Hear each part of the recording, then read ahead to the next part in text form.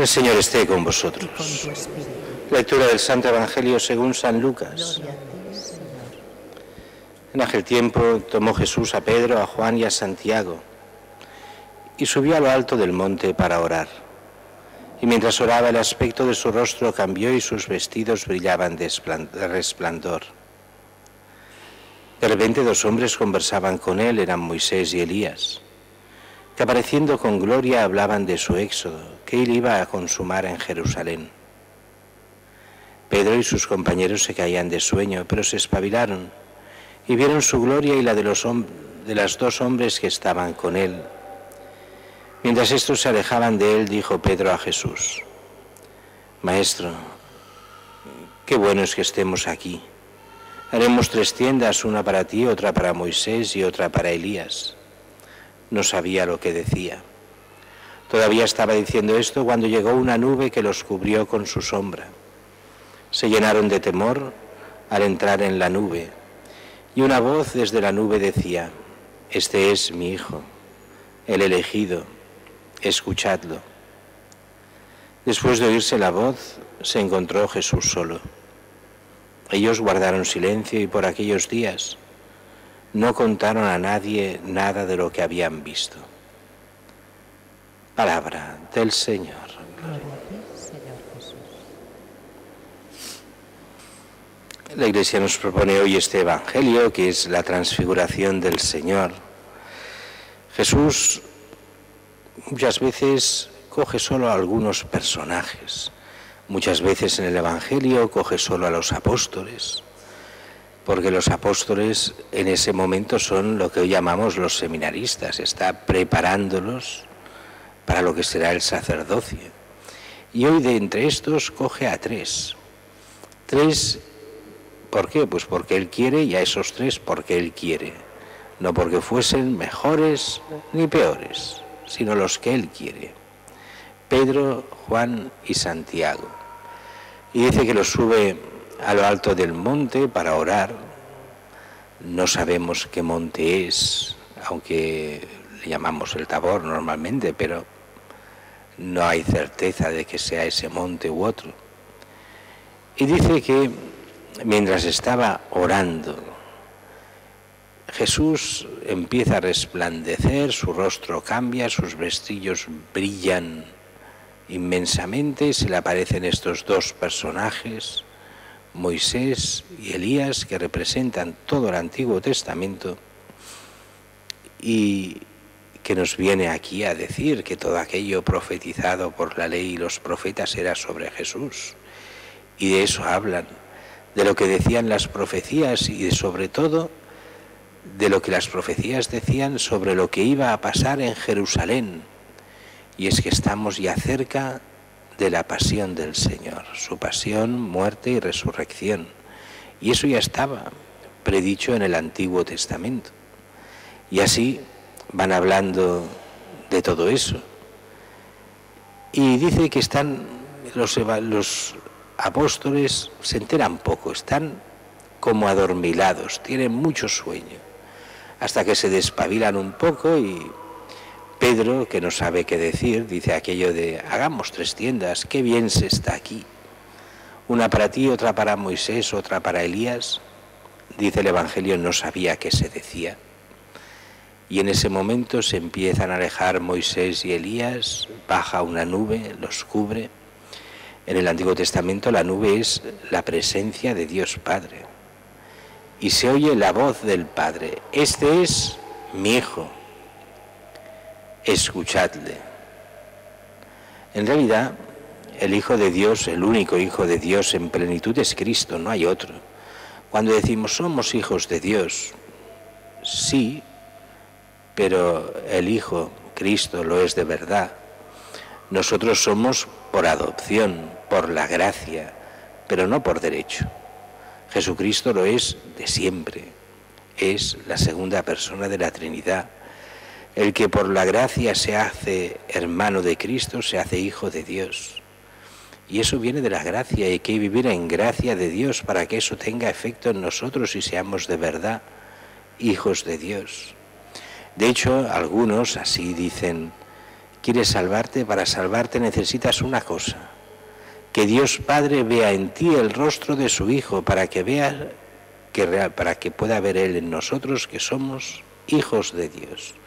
Y eso quiere decir vivir la gracia de Dios, y así somos hijos en el Hijo. ¿Y qué es lo que el Padre dice? Las pocas palabras del Padre: este es mi Hijo, y escuchadle. Pero escuchadle en castellano pierde valor.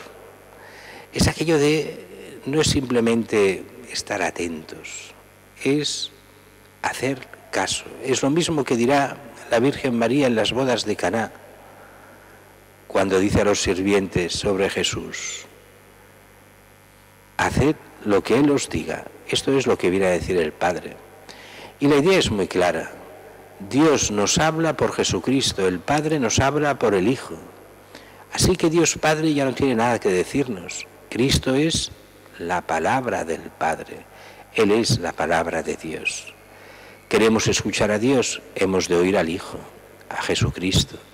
Hemos de escucharle, hacerle caso, seguirle, ser fieles suyos, como hicieron los apóstoles, y vivir de tal modo que recibamos el Espíritu Santo como recibieron ellos en Pentecostés, para vivir realmente como hijos de Dios. Si no escuchamos a Cristo, no habrá nada que podamos hacer. Es un poco aquello que decía hoy el Salmo: el Señor es mi luz y mi salvación. ¿Y quién es el Señor? Es Cristo, luz de los pueblos, salvación de cada uno de nosotros. Sin su palabra, si no nos confiamos a Él, si no le escuchamos, si no le hacemos caso, de nada servirá el ser cristiano, ya que el cristiano es el que sigue a Cristo. ¿Y cómo seguir a Cristo si no se le conoce, se le ama, se le hace caso? Es lo que nos pide el Evangelio de hoy en este proceso de conversión que nos ha de llevar hasta la Pascua, la pasión, muerte y resurrección de Cristo. Pero me alargo ya demasiado. Recordemos que hoy celebramos el día del seminario y como tal pues dejaremos que el seminarista, ya que tenemos dos seminaristas, pues uno de los dos, el Xavi, que hoy está con nosotros en esta misa, pues haga un testimonio. Yo siempre digo pequeño testimonio, pero puede hacerlo tan grande como quiera, que para eso tiene la libertad de los hijos de Dios.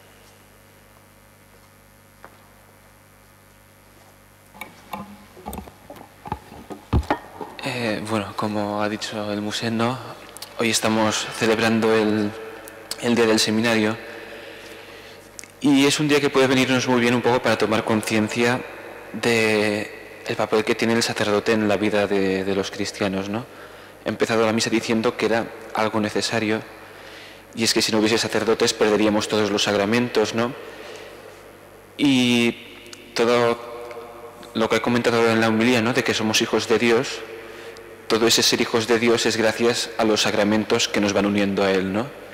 Entonces, un poco ir tomando conciencia de el papel que tienen los sacerdotes en nuestra vida como cristianos, ¿no? Y rezar en primer lugar por los sacerdotes, ¿no?, para que sean santos y que con su santidad pues nos ayuden a todos los demás pues a crecer en esa unión con Jesucristo. Y después también rezar por las vocaciones, ¿no? Porque, bueno, al haber quizá menos cristianos, pues también como consecuencia hay menos vocaciones, bueno, o hay menos gente que escuche esa llamada de Dios, ¿no? Luego hay menos seminaristas, luego hay menos sacerdotes, ¿no? Entonces esa segunda cosa de rezar tanto por los sacerdotes como por las vocaciones a la vida consagrada. Y en esto, no solo el hecho de rezar, sino también el hecho de intentar pues ayudar cada uno en las medidas con las posibilidades que tenga, ¿no? Hoy, por ejemplo, pues la colecta, por ejemplo, es para el seminario, que está muy bien, ¿no?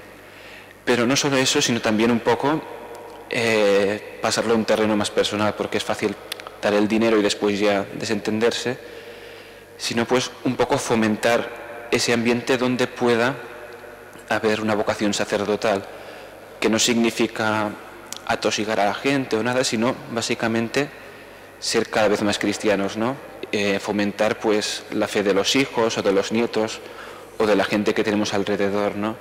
Si no hay un ambiente de oración, si no hay una piedad en casa, por más que Dios pueda gritar o lo que sea, no habrá nadie que esté escuchando.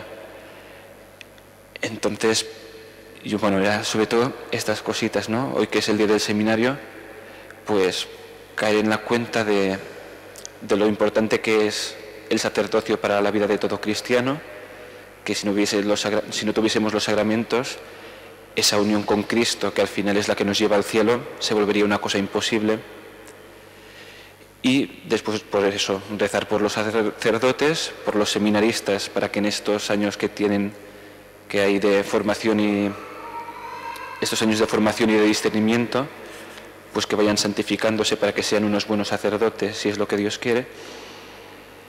Y después también ayudar cada uno, no solo con la oración, sino también con las acciones en todo lo que sea posible, ya sea colaboración, pues como es el caso de hoy, ¿no? A través de la colecta por el seminario, y también en el ambiente más cercano, fomentando ese clima de oración, ¿no? Hacer que los cristianos sean cristianos en primer lugar, para que así Dios pueda llamar a cada uno a lo que él desee, ¿no? Ya sea sacerdocio o sea cualquier otra vocación.